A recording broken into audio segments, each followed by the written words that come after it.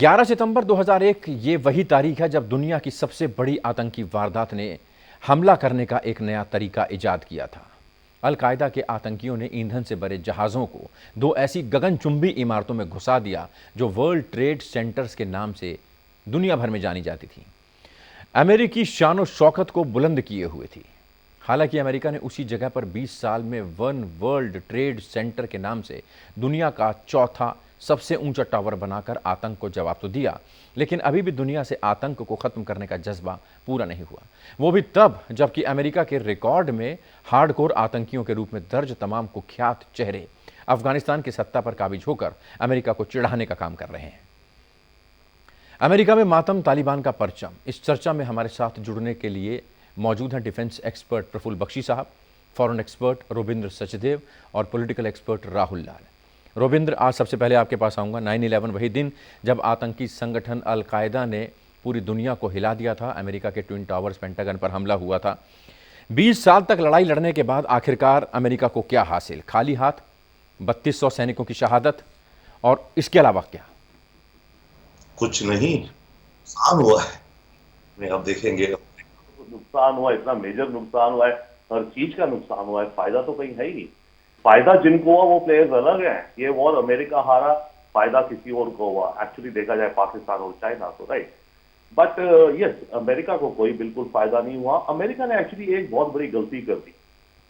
America ने ना 2 Wars एक साथ लड़ दी, वो भी गलती कर दी, इराक और अफगानिस्तान।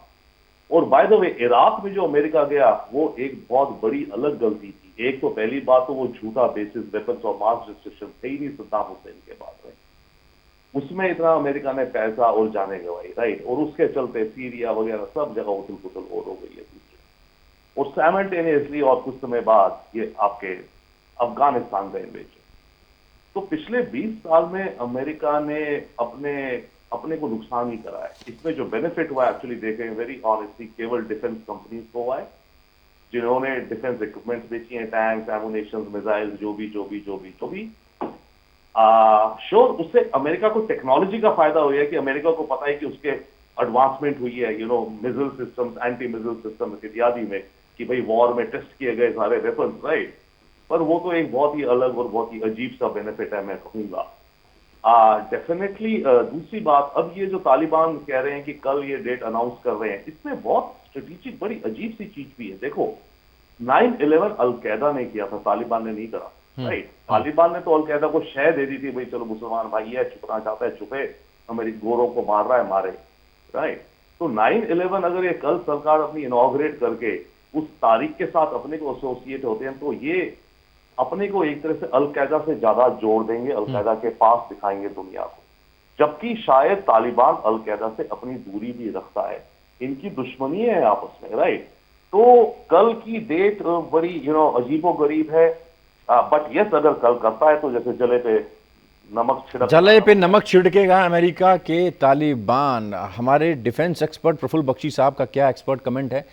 बख्शी साहब, कल की तारीख दुनिया एक मातम के तौर पर, काले दिन के तौर पर मनाती है। बड़ा हमला हुआ था एक अमेरिकी देश पर, और उसी दिन तालिबान जो है वो जश्न मनाएगा, अपनी सरकार का गठन कर रहा है। वो आतंकवादी जो दुनिया की टॉप लिस्ट में है, जिनको अमेरिका ढूंढ रहा है, जिनको अमेरिका मारना चाहता है, वो आतंकवादी कल शपथ लेंगे और सरकार का गठन होगा। ऐसे गृहमंत्री जिसके ऊपर कई बिलियन डॉलर का इनाम है, अमेरिका ढूंढ रहा है ऐसे आतंकवादियों को। आप इस पूरे प्रकरण को कैसे देखते हैं सर?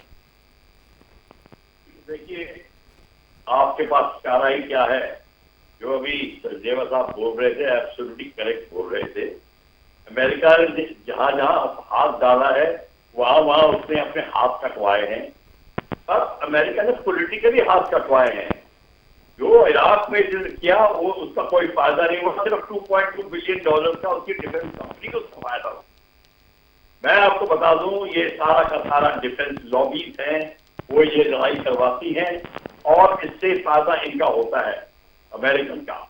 बेसिकली उनको अपनी पॉलिटिकल इमेज का कोई जरूर नहीं है। लोग हंस रहे हैं, अरे आपने वियतनाम में उन पर हंसा, कैसे बेआबरू होके वियतनाम से निकले, एजेंट ऑरेंज के बाद, माय लाइन मैसेकर के बाद कोरिया से निकले थे, और अगर अभी साउथ कोरिया से भागे तो फिर क्या हालत होगी इराक से, और जितनी जगह अफगानिस्तान से पहले। और पैदा तो इन्होंने तालिबान को किया था पाकिस्तान के साथ मिलकर, बाप बेटे का रिश्ता है, फिर उन्होंने अपने बेटे को गद्दी से हटाया और फिर बेटा वापस आ गया।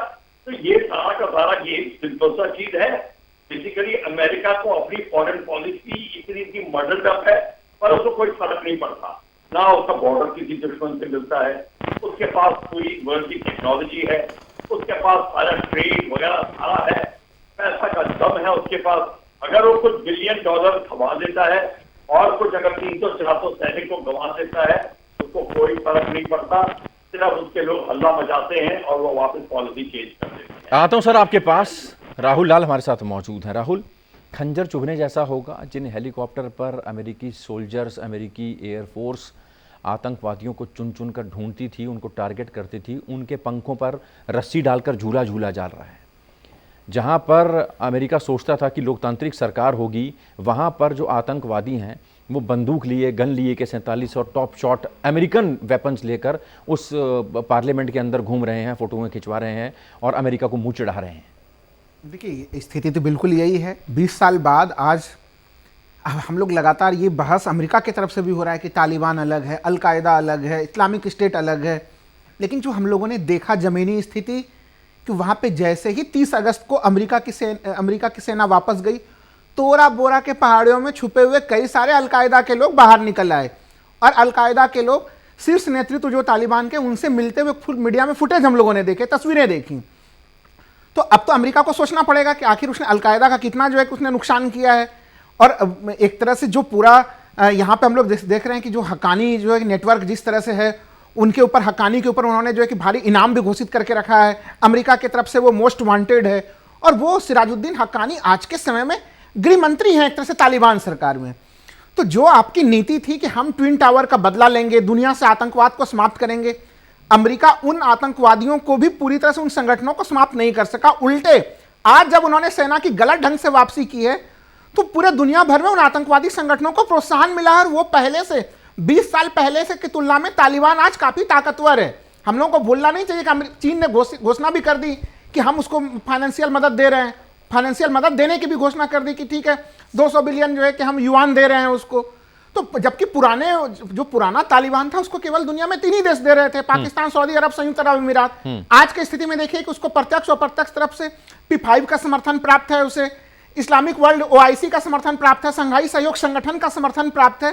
तो स्थिति तो ये दिख रही है कि वो 20 साल पहले की तुलना में और ज्यादा मजबूत हुए। जहां तक बात हो रही है कि नहीं, इराक वगैरह में तमाम जगहों पे जो उसने प्रयोग किए उससे उसके हथियारों के मामले में तकनीक मॉडर्नाइज हुई, लेकिन इस थ्योरी के ऊपर भी तब सवाल खड़े उठने शुरू हो गए भूपेश जी, जब हम लोगों ने देखा सीरिया युद्ध में अमेरिका का टेक्नोलॉजी पिछड़ता हुआ दिख रहा था और रूस की टेक्नोलॉजी उसके ऊपर भारी पड़ती हुई दिख रही थी। और वहां पे भी एक तरह से जब रूस और अमेरिका दोनों आमने सामने में थे तो अमेरिका वहां पे भी एक तरह से बौना साबित होता हुआ ही दिखा उस पूरे मोर्चे पे भी। क्या इन सब बातों को अगर ध्यान में रखा जाए, रविंद्र, मेरा सवाल आपसे, अफगानिस्तान कानून से नहीं बंदूक से चलेगा, अमेरिका को वहां पर मुंह की खानी पड़ी, सब एक्सपर्ट्स मान रहे हैं, और आप लगातार इस बात पर फोकस कर रहे थे कि सुपर पावर का तमगा अब अमेरिका के पास रहा है या वो एक पावर बन के रह गया है? ओके, नहीं, अमेरिका सुपर पावर है अभी भी, उसमें कोई शक नहीं है। उसकी टेक्नोलॉजी, उस पर पैसा, उसकी वर्ल्ड इकोनॉमी का शेयर देखिए, ग्लोबल इकोनॉमी का 25% करीब ऑलमोस्ट और समथिंग अमेरिका है। तो अमेरिका पे बहुत बहुत अभी सुपरडम है। पर अभी ये हुआ है अमेरिका, और जैसे भी बख्शी साहब या आपके कोलीग कह रहे थे, बहुत सही बात कह rहे थे, अमेरिका ने, मानो हम तो कह रहे हैं 2 ट्रिलियन हार गए, नुकसान हुआ, पर अमेरिका को 2 ट्रिलियन नुकसान अमेरिका ने अब्जॉर्ब कर लिया है, उसकी इकोनॉमी धड़ाधड़ चले जा रही है, राइट। तो अमेरिका इतना बड़ा पावर है टेक्नोलॉजी वाइज, पर अमेरिका का कुछ विचार बदल गए हैं कि एक तो उन्हें हो गया है वही कि मतलब दुनिया में हमें क्यों, हम कहां जाकर के लड़ें और क्यों अपनी लाइफ को सैक्रिफाइस करें, और बाइडन, खासकर बाइडन ने उसमें फुल स्टॉप कर दिया है। मैं एक छोटी बात और कहता हूं फिर वापस अब वहां पे, ये जो कल की ये जो डेट की बात है ना, इसमें एक और बड़ी इंटरेस्टिंग चीज आ रही है। अमेरिका ने मैसेज कन्वे करा है तालिबान को कि अगर आप कल के दिन अपनी सरकार इनॉग्रेट करेंगे तो एम्बैरेसमेंट होगी। ये वर्ड्स आ रहे हैं कहीं कि अमेरिका को एम्बैरेसमेंट होगी। तो तालिबान ये कह रहा है, अच्छा आप एम्बैरेस हो रहे हो, आप हमें एम्बैरेस कर रहे हो, जब हमारे आप मंत्रियों को आप आतंकी डिक्लेयर कर रहे हो तो हम भी तो एम्बैरेस हो रहे हैं। तो इसमें ये बड़ा इंटरेस्टिंग आ सकता है कि तालिबान नेगोशिएट कर रहा है, कह रहा है भैया ऐसा है, ठीक है, आप मेरे मिनिस्टर्स को आतंकी लिस्ट से निकालो, मैं कल नहीं, मैं एक दिन बाद इनॉग्रेशन कर दूंगा। तो Taliban by the way are very smart negotiators. देखिए यहां पर इस रीजन में इनकी जो स्टाइल्स है ना, extortion, kidnapping, hundreds of years से ये बड़े माहिर है उन चीजों में। तो अभी दुनिया देखेगी इनके उस तरह के कलर्स। तो that's one. But coming back to America power और super power, America definitely super power है। अमेरिका का पॉइंट, चाहे अब वो कह रहा है कि मैं अपनी एनर्जी सारी चाइना की तरफ फोकस करूंगा, वो तो वैसे भी कर रहा था। और चाइना में इतना, सॉरी, अमेरिका में इतनी पावर है कि अफगानिस्तान की वॉर लड़ते भी रहता और चाइना को भी फेस ऑफ कर लेता। बट अफगानिस्तान के चक्कर में उसकी पब्लिक ओपिनियन थक गया था और कोई रास्ता इन्हें एंड में दिख नहीं रहा था। आता हूं आपके पास। बख्शी साहब हमारे साथ मौजूद है। बख्शी साहब, जैसा कि रविंद्र सचदेव कह रहे हैं कि अमेरिका सुपर पावर है और रहेगा, उसकी इकोनॉमी की बात करें, टेक्निक की बात करें, उसकी ताकत की बात करें, पैसे की बात करें, तो उसका अभी भी कोई जोड़ नहीं है। लेकिन 31 मिलियन यूएस डॉलर की मदद कर रहा है चाइना अफगानिस्तान को, तालिबान को। ऐसे में नहीं लगता कि आने वाले दिनों में अमेरिका को घेरने की पुरजोर कोशिश होगी, चाहे वो रशिया हो, चाहे वो पाकिस्तान हो, चाहे वो चाइना हो, ये कुछ कंट्रीज मिलकर आने वाले दिनों में, और खासकर तालिबान, अमेरिका पर हमला हो सकता है, अमेरिका के खिलाफ कोई बड़ी साजिश हो सकती है, ये कहीं ना कहीं चुभ रही होंगी बातें। बिल्कुल हो सकता है, क्यों नहीं हो सकता। रशिया तो पहले से ही अमेरिका और रशिया का तो ये पुराने दुश्मन है, चाइना और अमेरिका पुराने दुश्मन है ये। और दूसरी बात है कि यहाँ तो होड़ लग रही है, या चाइना करेगा या रशिया करेगा, दोनों पे होड़ लग रही है। तो ये आप मान के चलिए, उधर उनका टर्की बैठा हुआ है क्योंकि है तो नेटो पावर, पर वो भी इन लोगों के साथ मिला हुआ है। तो इस समय अमेरिका के जो क्वेश्चन ये है कि उस अमेरिका की इकोनॉमी फाइट कर रही है, करती रहेगी। और क्वेश्चन ये जो उसको प्रॉब्लम आ रही है रशिया के साथ और अमेरिका के और चाइना के साथ में, वो कंटिन्यूस रहेगी और बढ़ती चली जाएगी। और फॉरेन पॉलिसी देखिए साउथ चाइना सी में, अब देखिए यहाँ पे अब अमेरिका की जो हालत हुई है, अब साउथ चाइना सी में देखिए वहां पे ऑलरेडी ही चाइना ने बढ़ना शुरू कर दिया और आइलैंड को ऑक्यूपाई कर दिया है, इंस्पाइट ऑफ सारा कुछ announcement, Malabar exercise, all aircraft carrier, सारा का सारा। तो इस समय आप देख रहे हैं अमेरिकन फॉरेन पॉलिसी दबती नजर आ रही है।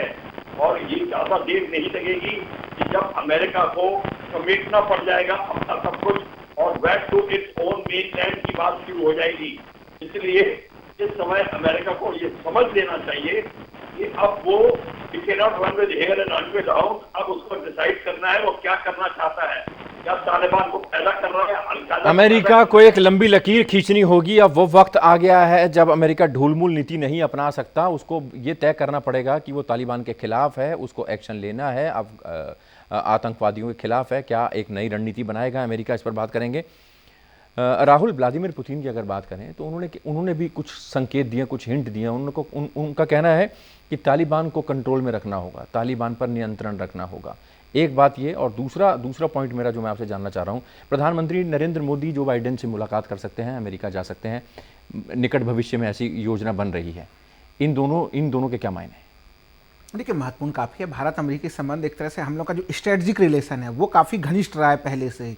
अभी एक तरह से हमारे रिश्तों में अमेरिका के, भारत तो क्या छोड़ दीजिए, जो भी उसके सहयोगी देश रहे हैं, मान के चलिए कि जो अमेरिका का सबसे बड़ा जो संगठन एक तरह से दुनिया में रहा, जो शीत युद्ध के समय में बना, नाटो, 1949 में उसका गठन हुआ।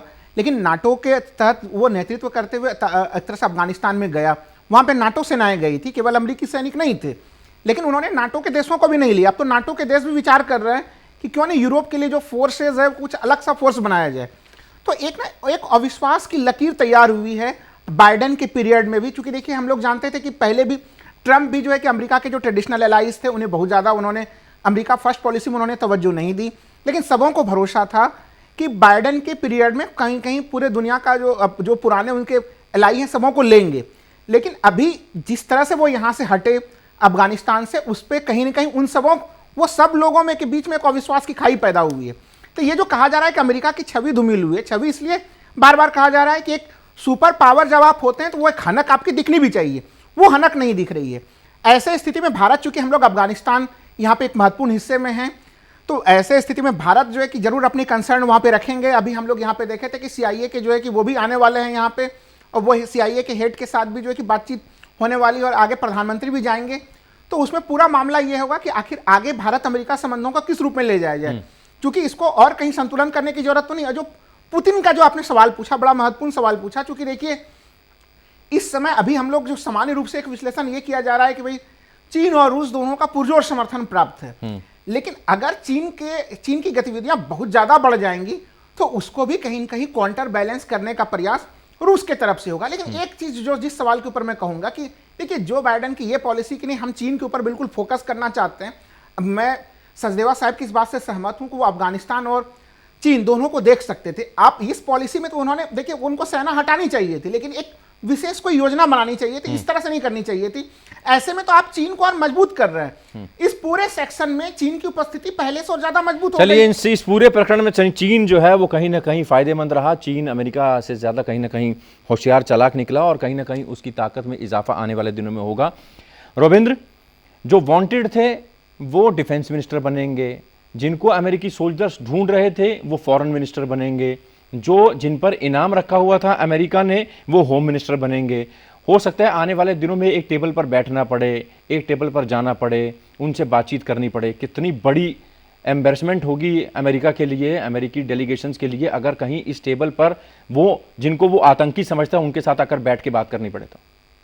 देखिए तभी तो तालिबान कह रहा है आप मेरे बंदों को टेररिस्ट लिस्ट से निकालो, आपको एम्बेरसमेंट नहीं होगी।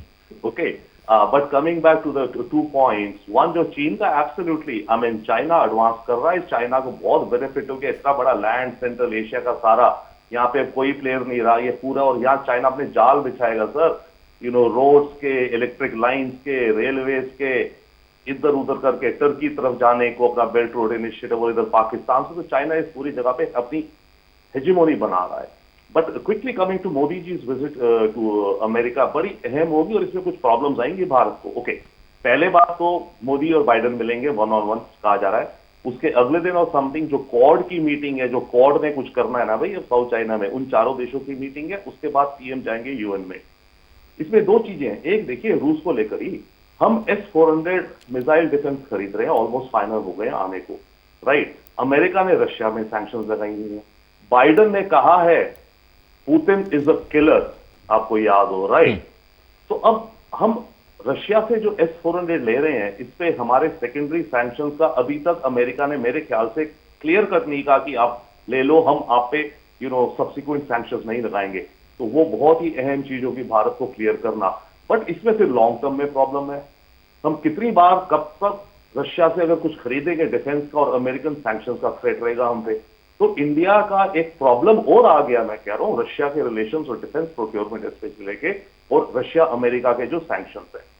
तीसरी बात, जो ये मीटिंग है मोदी जी की, देखिए हम तो अपने हिसाब से देख रहे हैं ना, हम ये समझना चाहिए कि बाइडेन क्यों करते हैं ये मीटिंग हमारे साथ बायलैटरल मोदी जी से और अगले दिन क्वाड, क्योंकि वैसे खैर होनी चाहिए, क्योंकि अक्टूबर में बाइडेन की मीटिंग है शी से, पर्सनल मीटिंग है पहली बार, जो आई थिंक G20 या G7 की मीटिंग है रोम में इन अक्टूबर, वहां पर 1-on-1 होना है बाइडेन शी का।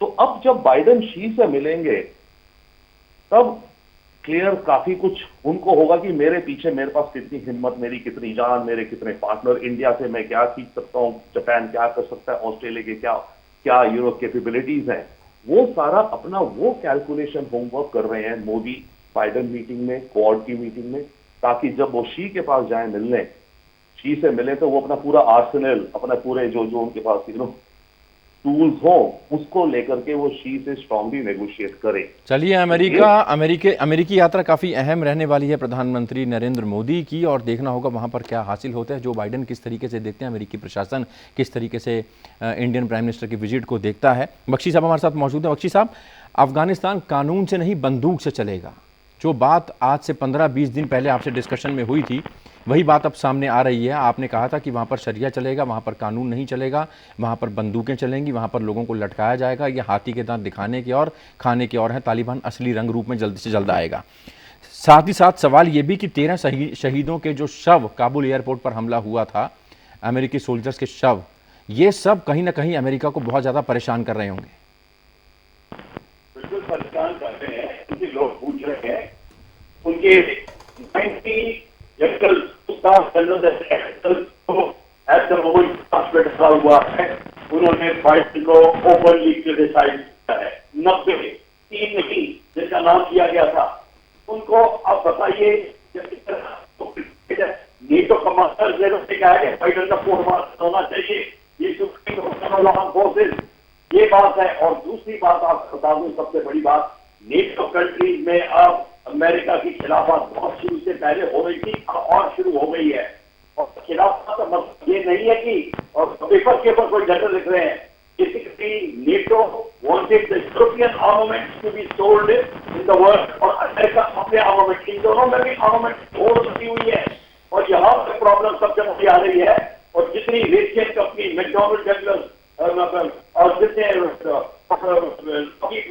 सारी की सारी कंपनी ये अब गवर्नमेंट को प्रेशर पर डाल रही है कि हमारा मार्केट का क्या हो रहा है, हमारा मार्केट जा रहा है। आपको बता दो, जब 1991 में रेशियन कंपनी ने अपनी जो मिसाइल लगाई थी वहां पर, उसको बिना कोई ट्रायल से कट को बिठाने के लिए लगा दिया गया था। इसलिए क्योंकि इतना इंटरफेरेंस होता है, सारा का सारा मामला पैसे का है, इकोनॉमिक केस का है। अमेरिका वहां पे भी मार खा रहा है। कौन कितनी मदद करेगा तालिबान की, कौन कितनी मदद करेगा अफगानिस्तान की, ये कहीं ना कहीं अब एक बड़ा सवाल है। राहुल, चलते चलते मैं आपके पास आना चाहूँगा, कई मिलियन डॉलर की मदद कर रहा है, कई मिलियन US डॉलर की मदद कर रहा है चाइना तालिबान की। तालिबान ने भी कह दिया कि हम चाइना की तरफ देख रहे हैं अफगानिस्तान के आगे के अध्याय लिखने के लिए। यहाँ पर लग रहा है आपको, जैसा कि रविंद्र ने भी बोला, कि अफगानिस्तान को चाइना जो है वो पूरी तरह से अपने आगोश में लेगा। हम बहुत पीछे छूट गए। देखिए, अगर हमारी कूटनीति में कुछ हम लोग व्यापक परिवर्तन नहीं करेंगे तो हम लोग पीछे छूट जाएंगे। क्योंकि देखिए, अफगानिस्तान का मैं बार बार कहता हूँ, बहुत ज़्यादा उसका सामरिक महत्व है। महत्व इसलिए है कि वो दक्षिण एशिया को एक तरह से मध्य पूर्व पश्चिम एशिया से जोड़ने का कनेक्टिंग पॉइंट है। तभी तो हम लोग चार बहार का प्रोजेक्ट लेके हम लोग एक तरह से ईरान के माध्यम से अफगानिस्तान जाना चाह रहे थे और अफगानिस्तान से फिर और आगे जाना चाह रहे थे। तो अब इस सारे चीज़ का प्रयोग कौन करेगा? क्योंकि उसने स्पष्ट रूप से कह दिया है कि तालिबान ने भी कह दिया और चीन ने भी कहा है कि बेल्ट एंड रोड इनिशिएटिव को वो आगे बढ़ाएगा, सीपैक को भी वो उधर ले जाएगा।